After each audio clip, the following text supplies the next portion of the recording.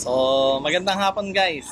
So, ito na yung ating rooster from Samoy Farm ng Silang, Cavite. Ayan. So, sa size, yung size niya, maliit lang pala siya sa personal, no? Kasi nung tiningnan ko siya sa picture, parang malaki. Sabi ko, laki. Ayan. So, characteristic ng ating Darag Native Chicken from Silang, Cavite, Samoy Farm. Yan. Maganda. Na-meet naman yung yung expectation ko sa Darag Chicken. Kasi maliit lang naman. Ayan. So, mahigit 1 kilo. Ito po ay nasa 11 months old daw, sabi.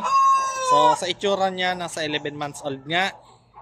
So, single comb or yung straight comb ang tawag. White ang earlobe. Yan. Tapos, ang kulay niya, yan. Ito yung kulay niya. Yan. Yan. So, ganito po ang mga itsura ng kulay ng darag. Tapos, kulay gray ang paa. Yan, gray. Ilapit natin, gray ang paa. Yan, gray. So, sa earlobe, kahit hindi naman white, yung iba hindi white, yung iba red lang, no? So, yan. Ang ganda, guys. Ang ganda. Ito yung pinakamalaki ko ngayon, sa ngayon, no? Na darag dito sa akin, no?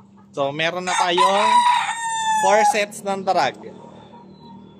So, may 4 sets na tayo, guys, ng darag. Ang ganda ng tindig, oh. So, ito po yung native, ha? Native to. Yan. So, ang darag, ulitin ko, ano siya? Madalas matagpuan sa Panay Island. Yan.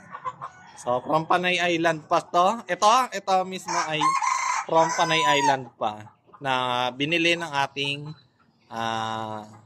farm ng Samoy Farm. Yan. So, yan. So, pakita ko lang ulit, malapitan. Ang ganda, guys.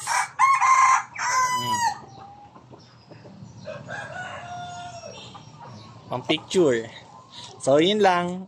Update ko kayo kapag napansin ko yung hen, umana na. Mukhang iitlog na. Yan. So, magkakaroon na tayo ng fertile eggs. Yan. Yun lang muna. Bye-bye.